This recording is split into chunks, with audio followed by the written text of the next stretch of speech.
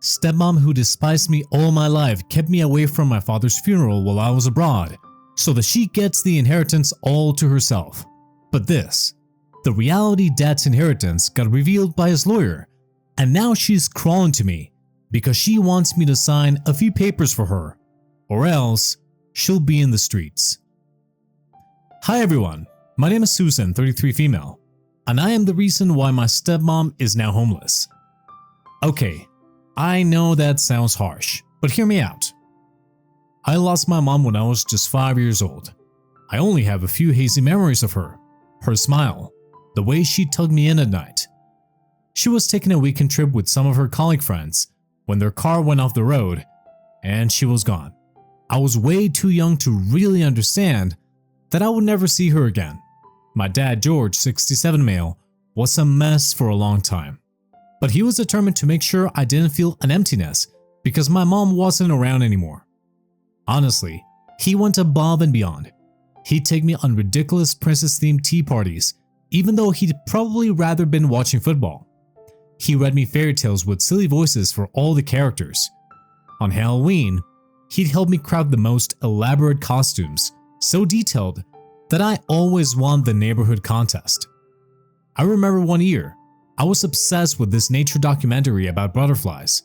Dad got this crazy idea to transform our backyard into a butterfly haven. He researched native plants for our area, spent hours weeding, and even built a tiny waterfall feature to attract them. When school projects rolled around, he'd brainstorm with me, and inevitably end up way more invested than I was. He spent a sleepless night helping me build a diorama of the solar system, complete with the little model planets he painted by hand. My birthday was always a week-long extravaganza, not just a party and presents, but daily adventures. One year was all about pirates, a scavenger hunt, a trip to the aquarium, and a final beach trip where we built a massive sandcastle. I even remember learning how to tie knots for him because he wanted my pirate ship to be authentic. He never complained about my endless requests for just one more story at bedtime, or that time I insisted on having a lemonade stand and stain the entire kitchen bright pink while squeezing lemons. He'd roll with every bizarre whim I had, making it feel like my ideas were the best thing ever. Looking back, I know he must have been exhausted. He was working full-time, essentially being a single parent, but he never once made me feel like I was a burden, or like his life would be easier without me needing him. I don't even think my dad dated anyone until I graduated high school. It wasn't like he was some kind of monk, focused on raising me. It was more like I think he was scared of messing things up. He found this rhythm with us, just the two of us, and was afraid of anyone new upsetting that balance. Once I went off to college, that's when I started pestering him about dating again. It wasn't that I wanted him to replace my mom or anything, but I knew how lonely it could get in that big, empty house with me gone. Going out with buddies or on a date would have been good for him, and kept his mind off things. Plus, I was starting to build my own life at college, and it felt a bit selfish to not want the same happiness for him.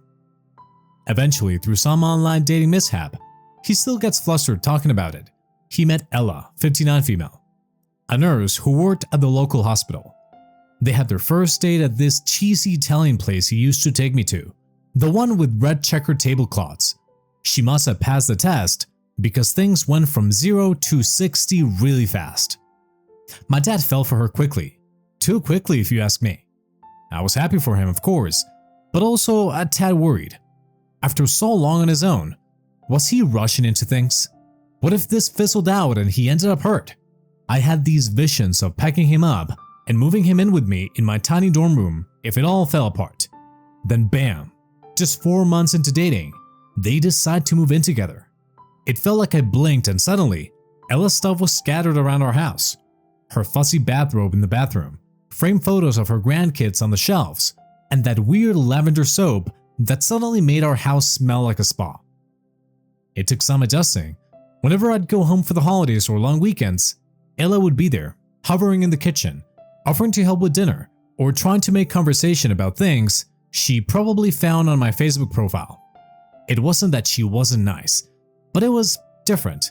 Like this stranger was suddenly trying to play mom in a house that always had a very clear sense of who was in charge. Even though Ella didn't do anything that would be considered downright bad, I always got a weird vibe from her. Not like she was an evil villain or something, but more like a smile that didn't quite reach the eyes. There was always this hint of calculation behind her friendliness. I dismissed it at first and told myself I was just being protective of my dad. Classic daughter stuff, right? Maybe I was even a little jealous of this new woman getting his attention. But deep down, something about her rubbed me the wrong way. Hindsight's 2020, and oh boy, I should have listened to that nagging feeling in my gut. It was the little things that started adding up. The way she'd accidentally break one of my favorite mugs that my mom had given me, or how she conveniently forgot to forward that message from my aunt about her surprise birthday party for dad. She'd act all apologetic, like it was totally innocent, but the incidents just kept piling up. Then there was the money thing. Now, my dad's not rich, but he's been smart with his savings. Suddenly Ella was talking about expensive renovations to the house or fancy vacations they hadn't discussed with me beforehand. She'd brushed it off like, "Oh, we can afford it, honey." But it all felt off. The worst was the way that she'd subtly chip away at the things my dad and I had built together. We had this silly Friday night tradition of ordering greasy takeout and watching old horror movies. On Friday, I came home excited for our ritual, and Ella had made this elaborate salmon dinner with candles and those weird cloth napkins no one ever actually uses. She looked disappointed when Dad, always one to please, agreed it was a nice change. Traditions started dying out like that, one by one. I'm ashamed to say, I didn't confront her directly for ages. Part of me was worried Dad would choose her side, and that was a risk I couldn't take. But mostly, it was hard to put into words. How do you accuse someone of slowly, suddenly trying to change everything you love? Then, the day I graduated, my dad, Ella, and Ella's daughter, Max, 17 female, drove up to celebrate with me. It was one of those bittersweet moments. So proud of myself, but also a tiny bit sad, knowing this college kid chapter was closing. We went out to this overpriced but delicious steakhouse they insisted on treating me to. I could already tell something was up. Dad was twiddling his thumbs, and Ella wouldn't stop beaming at me with this look that mixed genuine affection with a hint of triumph. It was odd. That's when Dad cleared his throat and said, "Sweetheart, we have something to tell you." And then, like a scene out of a cheesy rom-com, Ella held out her hand, showing off this sparkly diamond ring. My heart did this weird fluttery thing. I was genuinely happy for him, genuinely, but there was this other emotion in the mix too. One I couldn't quite name.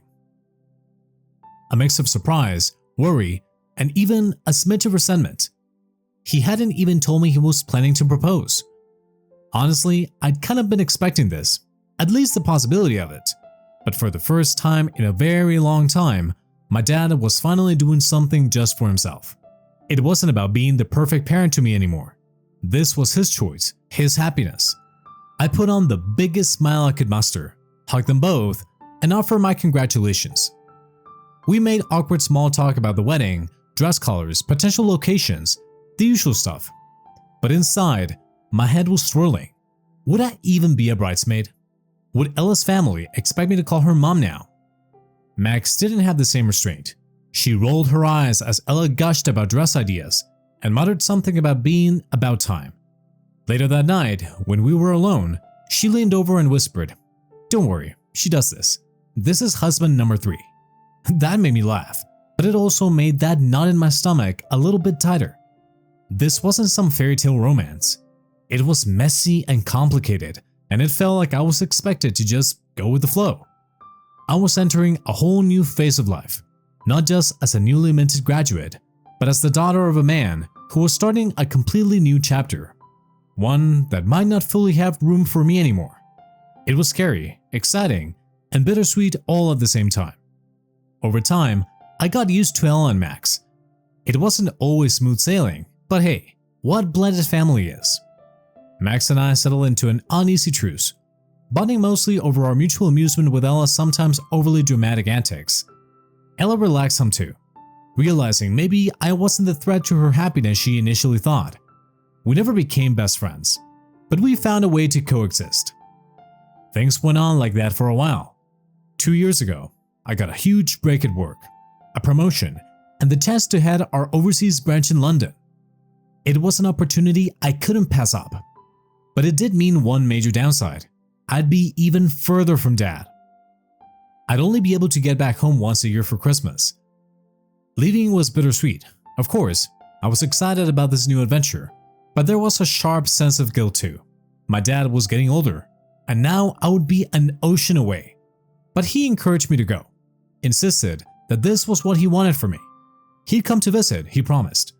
We'd FaceTime constantly. Honestly, we were probably closer than we'd ever been, talking openly about life and work, and even getting him to, mostly, master the art of video calls. I settled into my London life. Work was demanding, but thrilling. I made new friends, explored the city, and even started dating again after a couple of post-college disasters. It was a whirlwind, but every few days, I would call Dad to check in, tell him about some weird British food I tried, or vent about an office drama. He was always my sounding board, with his mix of bad jokes and genuinely good advice. Then, a few months ago, the calls got shorter. Ella would need his help with something, or he would be too tired to chat.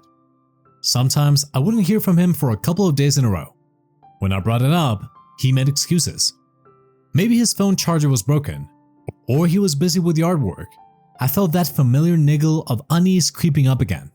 Something was off, but with the distance, it was hard to put a finger on it. Anxiety started gnawing at me. What if he was sick and Ella didn't want to worry me? Had some old resentment resurfaced and she was subtly cutting off our communication? The more I thought about it, the more I convinced myself there was something seriously wrong.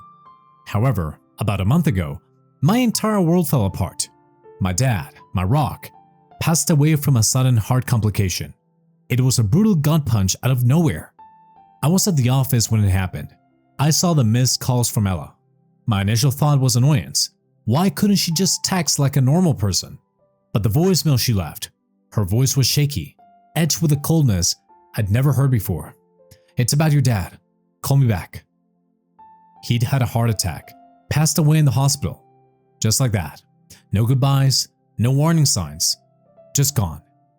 I stumbled into the nearest bathroom stall and collapsed onto the cold tile floor. Sobs tore through me, that kind that makes your whole body shake. It took an eternity before I could regain enough composure to face the world again. I told my supervisor, barely choking the words out, and requested emergency leave. The rest of that day was a blur. I numbly booked the earliest possible flight back home, packing in a daze. Unfortunately, the earliest direct flight still left in 12 agonizing hours. Combine that with the 10-hour flight itself, and it would be almost a full day before I could even reach them. Part of me was screaming inside. Every minute ticking by felt like an eternity, like I was failing my dad somehow. I called Ella to tell her exactly when I would be arriving, expecting, I don't know, some comfort, some shared grief. Instead, all I got was a clipped, "Okay."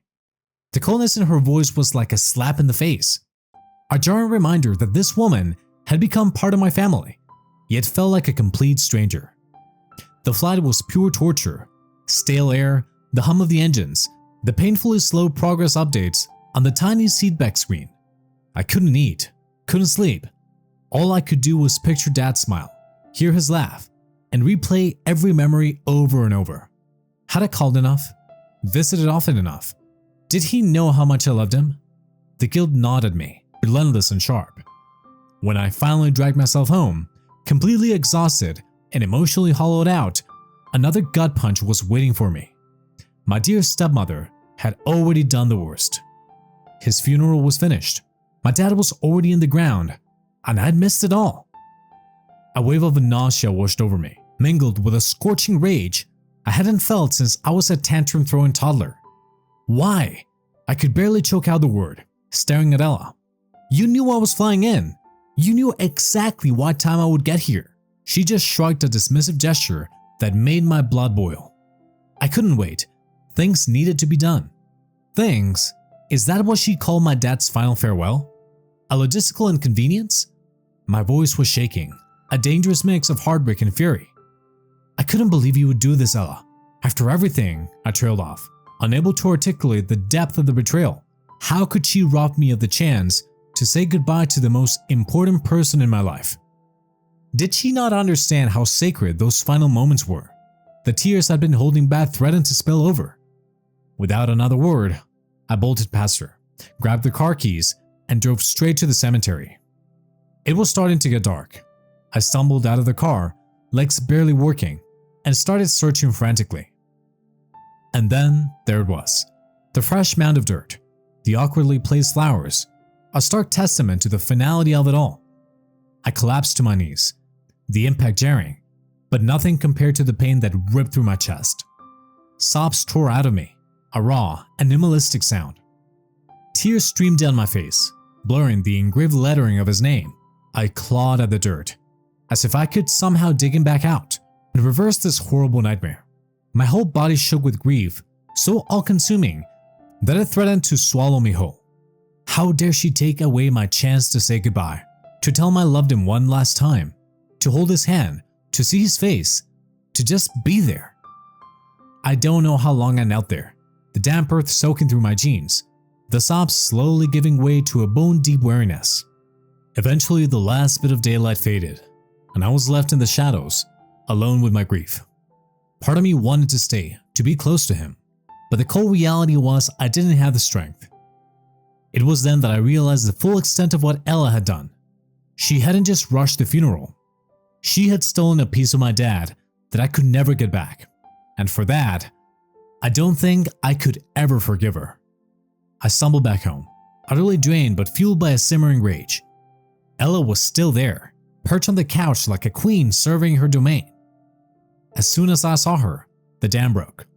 I started yelling, my voice barely recognizable. How could she do this to me? To him? In my grief-stricken fury, the question that had haunted me for hours finally spilled out, fueled by desperation for an answer, any answer that might explain her cruelty. Is this about the will? Did you rush the funeral so people would think I didn't care enough to attend? So you could claim it all for yourself? For a split second, I saw it in her eyes.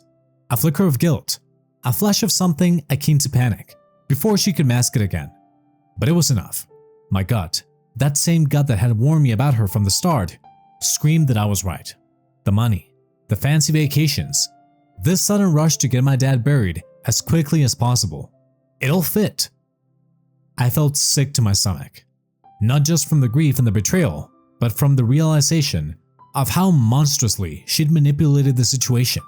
She knew I'd be devastated at missing my dad's funeral, and rather than show even an ounce of compassion, she'd exploited it for her own twisted purposes.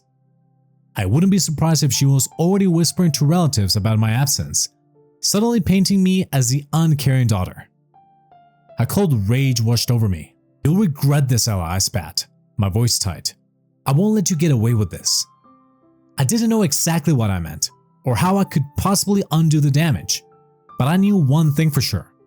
I wasn't about to let her use my grief as a stepping stone to a bigger inheritance. The next day was a total drag, like the world was moving in slow motion while my head was spinning. Dad's lawyer, Tom, this old friend of his, came by with a serious look on his face and a huge folder tucked under his arm. I was a bundle of nerves, exhausted, but also knowing this was it, the moment when Ella's whole greedy plan would fall apart.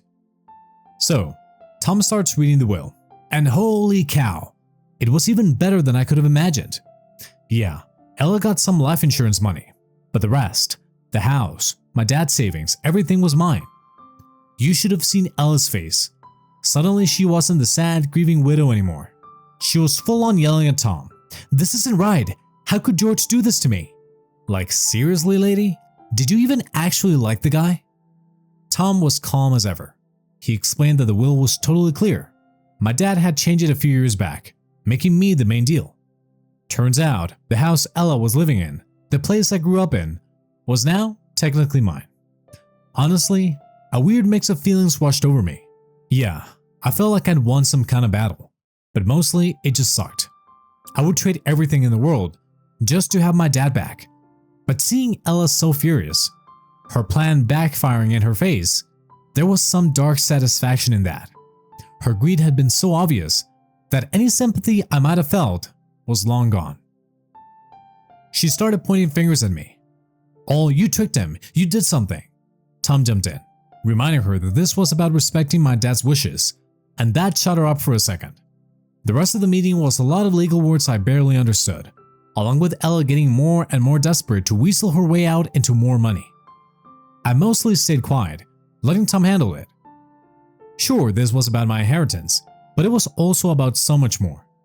I wasn't gonna let this lady mess with my dad's memory, or take what was rightfully mine. She finally stormed out, slamming the door so hard it rattled the pictures on the wall. I let out a long breath I didn't know I was holding. The fight wasn't totally over. I knew Ella wasn't the type to back down easily. Honestly, I don't think my dad ever intended to cause this much drama with the whole house thing. I believe he left it to me, knowing the place held way more sentimental value for me than anyone else. It was where I grew up, where the few memories I had of my mom were made. It meant more to me than just a building, and I think he knew that. Ella, meanwhile, refused to talk to me for days after the will was read. I wasn't exactly heartbroken about it. I was busy going through my dad's stuff, packing up belongings I wanted to ship back to London, and trying to wrap my head around the reality that he was really gone. I was scheduled to fly back in 2 weeks and was taking a brief nap when Ella barged into my room. She was waving around some papers, shouting about how I needed to sign the house back over to her. At first, I thought I was still dreaming. This woman's audacity was mind-boggling. "Are you for real?" I scoffed, sitting up with a glare. "Since you don't live here, it makes sense that I own the house," she whined. "It'll be safer if anything happens. You won't have to worry." You could practically see the gears turning in her head as she tried to come up with a plausible lie on the spot. I could barely contain my laughter. "That's the best you can come up with? No way, Ella. That's never going to happen.